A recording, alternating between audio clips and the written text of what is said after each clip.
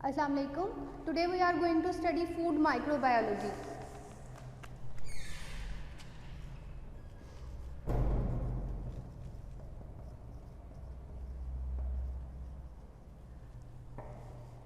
Last lecture में हमने थोड़ा सा फूड माइक्रोबायोलॉजी का जो है वो इंट्रोडक्शन और थोड़ी सी उसकी हिस्ट्री स्टडी की थी, उसे थोड़ा सा रिकॉल कर लेते हैं और नेक्स्ट चलते हैं। फूड माइक्रोबायोलॉजी, माइक्रो का मतलब होता है स्मॉल और बायोलॉजी जो है वो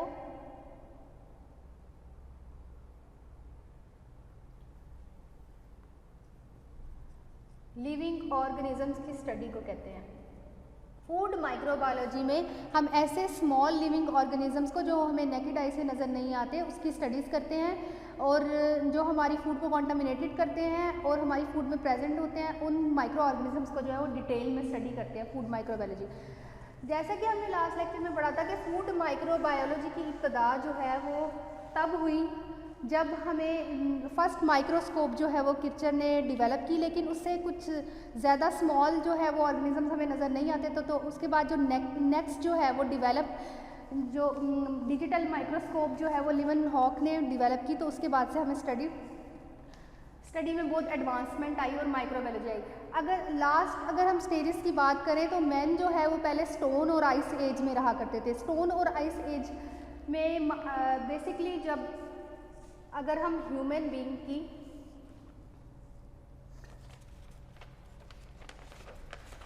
बात करें तो अर्ली डेवलपमेंट ऑफ फूड जो है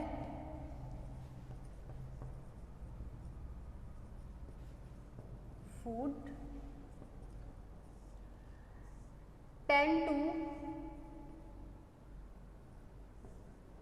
20,000 BC की जो है हम बात करें कि आज से पहले जब ह्यूमन बीइंग की इब्तिदा हुई थी तो ज़्यादातर जो है वो फूड स्टोरेज के कोई भी रूल्स या फूड प्रोसेसिंग की कोई भी टेक्निक्स वगैरह अवेलेबल नहीं होती थी और ह्यूमन बीइंग जो है वो जनरली जो क्रॉपिंग वगैरह और फर्टिलाइज़र्स वो अपनी जो भी फर्टिलाइज करते थे उसी को कंज्यूम करते थे और बेसिकली एनिमल मीट का कोई कॉन्सेप्ट नहीं होता था तब।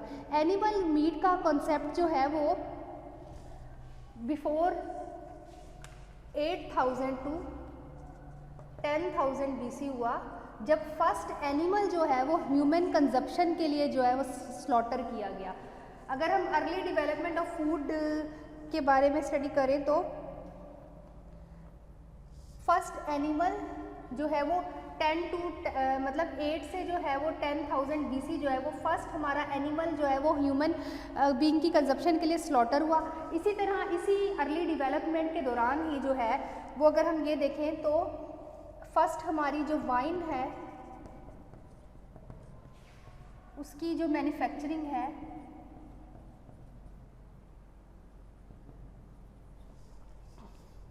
वो 7,000 BC में हुई जो कि बिबेलियंस ने की।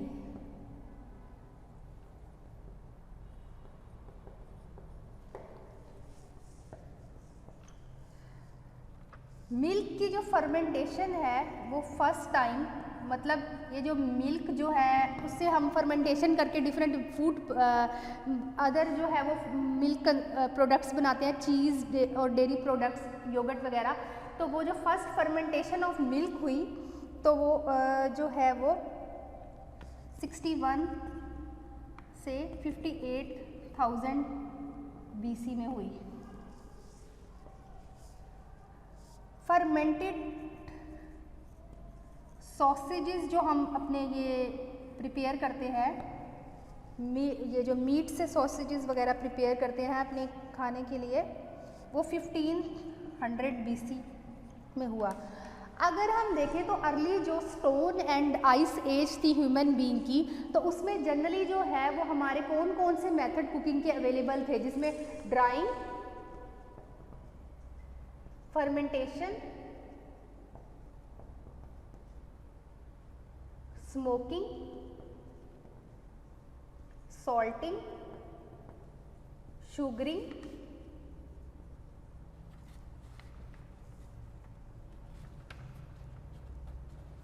Low temperature storage,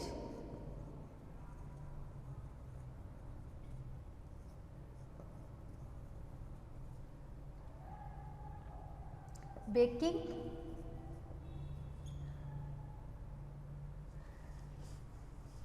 human being की इब्तदा पे जो है वो कुकिंग टेक्निक्स तो अवेलेबल थी, लेकिन प्रिजर्वेशन की कोई भी टेक्निक्स अवेलेबल नहीं थी। अर्ली डेवलपमेंट जो 10,000 से 20,000 BC थी, उसमें जो है वो डिफरेंट कुकिंग टेक्निक्स हमारे सामने आ गई थी, लेकिन बेसिकली हम फूड को जो है वो फ्यूचर के लिए कैसे स्टोर कर सकते हैं, किस तरह जो है हम उससे माइक्रोब्स, उसका माइक्रोबियल कॉन्टामिनेशन को प्रिवेंट कर सकते हैं, इस तरह की कोई टेक्निक्स जो है वो 10 से 20,000 BC में हमारे सामने नहीं आई। आफ्टर जो है वो 20th century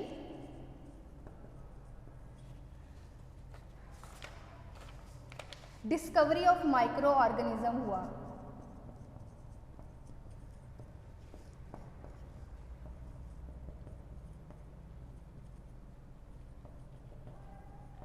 discovery of micro organism का मतलब ये है कि माइक्रो ऑर्गेनिजम्स हमारी फूड में जब कुछ जो प्रेजेंट होते हैं जो हमारी फूड को ख़राब करते हैं, उनकी डिस्कवरी जो है वो 20th सेंचुरी के बाद हुई, जबकि लिवन-हॉक ने जो है वो डिजिटल माइक्रोस्कोप डेवलप की। तो उसने ये देखा कि हमारी फूड में जो है कुछ ऐसे अनवांटेड एंजाइमेटिक एक्शंस होते हैं जो कि हमारी फूड को कॉन्टामिनेटेड कर देते हैं और डिस्ट्रॉय करते हैं। अब इसकी थोड़ी सी हिस्ट्री दे देते हैं कि माइक्रो ऑर्गेनिजम्स जो है वो किस तरह से डेवलप हुए। 1668 में फ्रांसिस्को रेडे ने फर्स्ट एक्सपेरिमेंट किया। उसने क्या किया कि मीट जो है उसको डिफरेंट किस्म की डिशेस में जो है वो प्लेस किया। कुछ डिशेस को उसने अनकवर छोड़ दिया और कुछ को जो है वो प्रॉपर जो है वो कवर करके कुछ डेज के लिए रख दिया। उसने ये देखा कि जो अनकवर डिशेस थी उसके ऊपर बहुत सारे जो है वो एग्स प्रोड्यूस होना शुरू हो गए। जब उसने उसको स्टडी किया तो उसे पता चला कि हमारे इन्वायरमेंट में जो है वो कुछ स्मॉल पार्टिकल्स ऐसे मौजूद होते हैं जो कि हमारे जो अनकवर्ड थिंग्स होती हैं उसको ख़राब कर देते हैं और उसमें स्पॉइलेज का कॉज करते हैं। इसके बाद जो है जॉन नेडम ने 1745 में बॉइल्ड ब्रोथ पे एक्सपेरिमेंट किया। उसने बॉइल्ड ब्रोथ ली और उसको जो है वो एक केनिंग जार में जो है वो कवर करके कुछ डेज के लिए रख दिया, लेकिन उसके जो जार थे उसमें एयर प्रेजेंट थी। जब उसने कुछ डेज के बाद उसको एग्जामिन किया तो उसने देखा कि उसमें जो है वो कुछ माइक्रो ऑर्गेनिजम्स प्रेजेंट होते हैं जिन्होंने उसकी फूड को स्पॉइल कर दिया। तो फिर आगे जो फर्दर जो जॉन नेडम ने 1745 में बॉइल्ड ब्रोथ पे एक्सपेरिमेंट किया तो उसको जो है वो दोबारा जो है रिसर्च किया 1768 में लज़ेरो ने।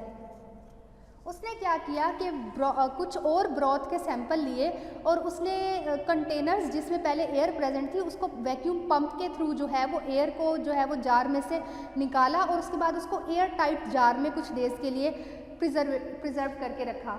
जब उसने देखा कि एयर जिन जार में प्रेजेंट नहीं थी तो उसमें कोई माइक्रोबियल एक्शन नहीं हुआ, तो उसने ये डिस्कवरी की कि जो माइक्रो ऑर्गेनिजम्स जो हैं वो हमारी फूड को कॉन्टामिनेटेड करते हैं। वो फूड अगर हम एयर टाइट जार में प्रिजर्व करें तो उसमें माइक्रो ऑर्गेनिज्म प्रेजेंट नहीं होते। देन उसके बाद जो है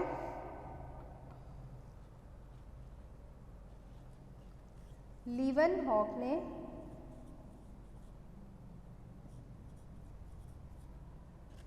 1676 से 1683 में अपनी माइक्रोस्कोप डेवलप की, डिजिटल माइक्रोस्कोप, जिसमें 300 एक्सिस का जो है वो मैग्नीफाइंग ग्लास जो है वो उसकी प्रोडक्शन में इन्वॉल्व था। Microbiology, discovery of micro organism हो गया तो उसके बाद जो है वो मॉडर्न माइक्रोबायोलॉजी की इब्तिदा हुई।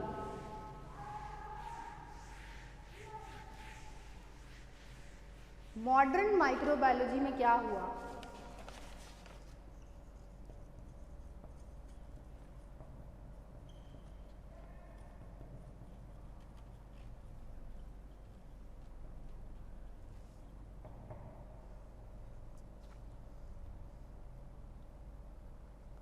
1664 में जो है वो रॉबर्ट हॉक ने फर्स्ट टाइम जो है वो मोल्ड का स्ट्रक्चर डेवलप किया। अब जब मॉडर्न माइक्रोबायोलॉजी की डेवलपमेंट हुई तो सबसे पहले हम लोगों ने ये देखा कि फ़र्स्ट अगर हम स्टोन और आइसिंग वाली एज में जाएं तो कुछ कुकिंग टेक्निक्स डेवलप हुई सबसे पहले। उसके बाद जो है 20वीं सेंचुरी के बाद जनरली जो है वो जो मेथड हुए वो ये हुए कि कौन से माइक्रोब्स होते हैं जो कि हमारी फूड में प्रेजेंट होते हैं और स्पॉइलेज कॉज करते हैं। अब जब मॉडर्न माइक्रोबायोलॉजी आफ्टर मतलब माइक्रो ऑर्गेनिजम्स के डेवलपमेंट के बाद, डिस्कवरी के बाद जो है वो मॉडर्न माइक्रोबायोलॉजी आई, तो उसमें ये स्टडी किया गया कि हम इन माइक्रोब्स को किस तरह यूज़ करके अपनी फूड को जो है वो डेवलप कर सकते हैं। मतलब हम किस तरह से हेल्दी पर्पसेस के लिए उन्हीं माइक्रो ऑर्गेनिजम्स को जो हमारी फूड को कंटामिनेटेड करते हैं उससे हम डिफरेंट किस्म की फूड डेवलपमेंट कर सकते हैं। 1664 में जो रॉबर्ट हॉक है उसने फर्स्ट टाइम जो है वो मोल्ड का स्ट्रक्चर किया और फर्मेंटेशन की इब्तिदा हुई।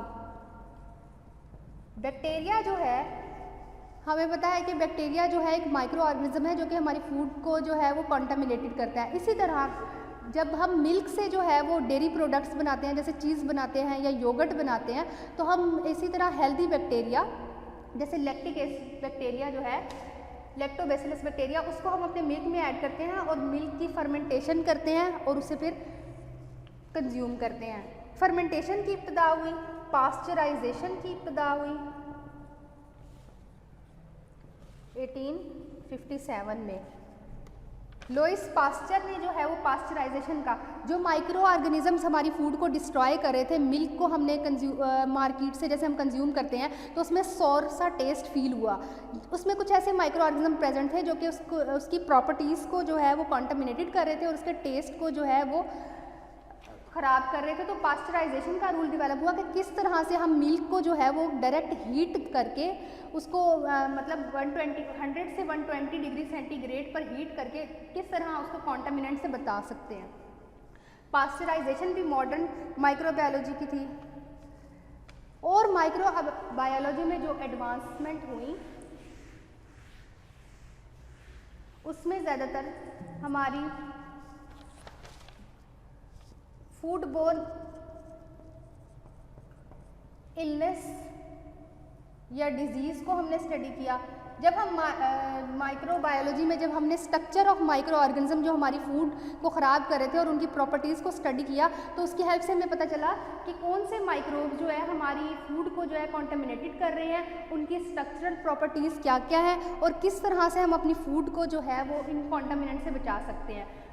फूड बोर्न इलनेस और डिजीज़ जो है वो माइक्रोबायोलॉजी की मॉडर्नाइजेशन के बाद क्योर हुई, हमने उसके ट्रीटमेंट्स निकाल लिए, फूड स्पॉइलेज पे कंट्रोल हुआ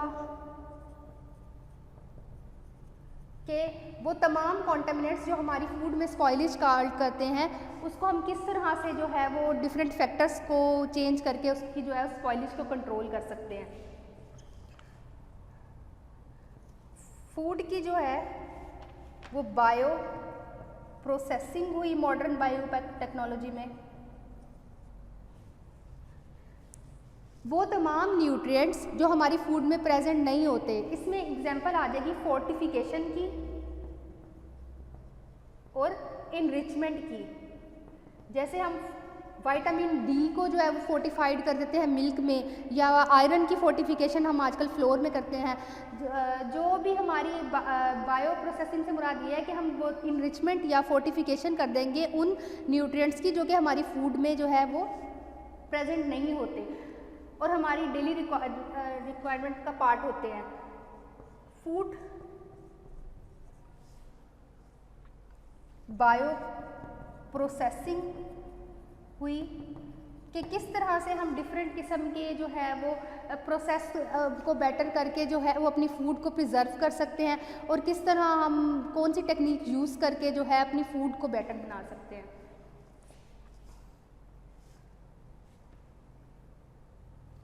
फूड की बायो प्रिजर्वेशन हुई कि हम कैसे माइक्रोबियल कंटामिनेशन को कंट्रोल कर सकते हैं। और माइक्रोबायोलॉजी ने जो है वो मेडिकल की फील्ड को बहुत डेवलप किया। मेडिसिन की फील्ड को फॉर एग्जांपल जब कुछ बैक्टीरिया ऐसे होते हैं जिनके थ्रू हम बहुत सारी मेडिसिन बना सकते हैं, तो वो हमारी एंटीबॉडीज़, एंटीजीन्स डेवलपमेंट जो है, हम सब चीज़ें जो है वो माइक्रोबायोलॉजी की हेल्प से कर सकते हैं।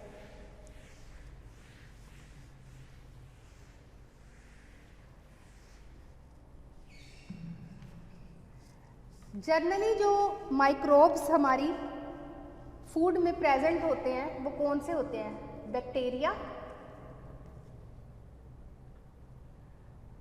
वायरसेस, यीस्ट, मोल्ड्स, और इसके अलावा जो है वो कुछ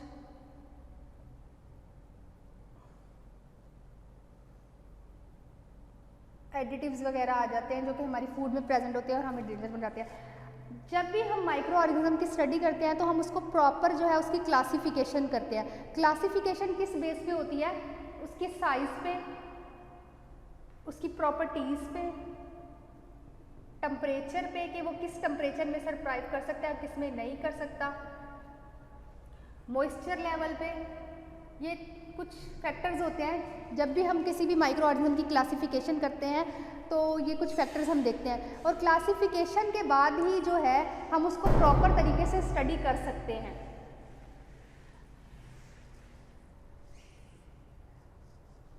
कुछ इनैमोरेशन टेक्निक्स, इनैमोरेशन का वर्ड हम यूज करते हैं।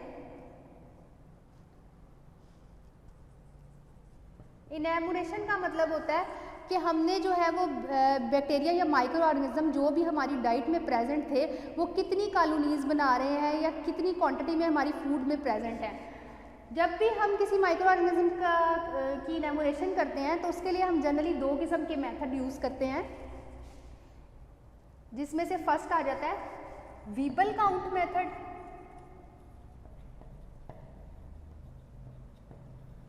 सेकंड आ जाता है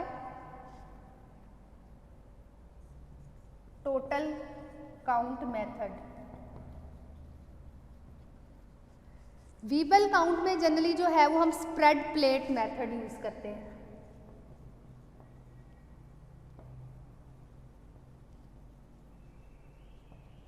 और टोटल काउंट मेथड में हम पोर प्लेट मेथड यूज करते हैं।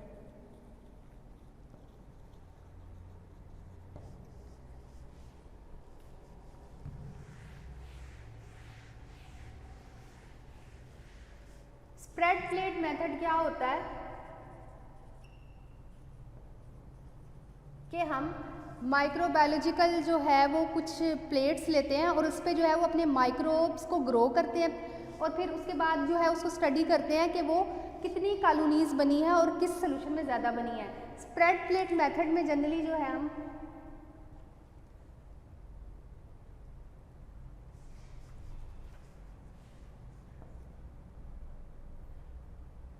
माइक्रोबायोलॉजिकल एक प्लेट लेते हैं और उसमें जो है वो अपनी एक रेडीमेड ब्रोथ जो है वो ऐड करते हैं, और फिर उसको पूरी प्लेट पे स्प्रेड करके उसे कुछ टाइम के लिए जो है वो अपने सैंपल को छोड़ देते हैं उसके ऊपर प्रिपेयर करके, और कुछ टाइम के बाद जो है हम उसको 1 या 2 दिन के बाद स्टडी करते हैं कि कितनी कॉलोनीज जो है वो किस प्लेट पे डेवलप हुई हैं।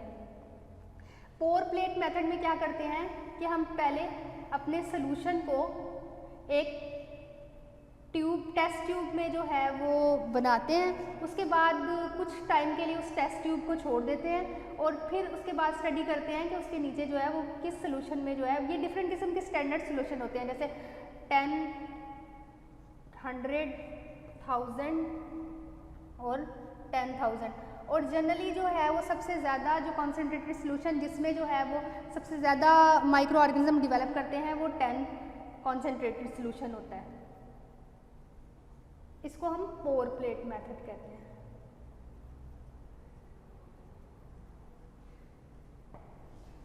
इंशाल्लाह नेक्स्ट क्लास में जो है वो हम इसके जो है फर्दर मेथड जो है वो स्टडी करेंगे कि माइक्रो ऑर्गेनिजम्स को जो है हम किस किस वे से जो है वो स्टडी कर सकते हैं।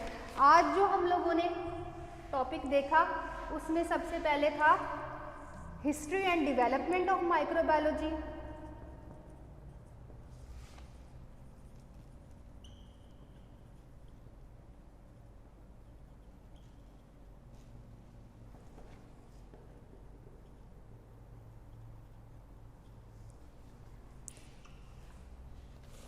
सेकंड आपका था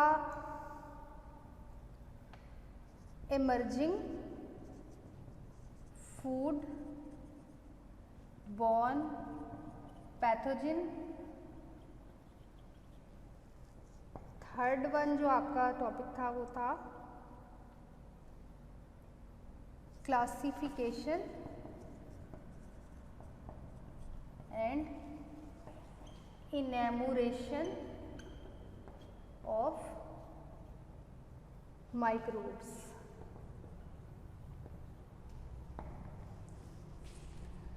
thank you so much. Next इंशाल्लाह फर्दर नेक्स्ट क्लास में डिस्कस करेंगे।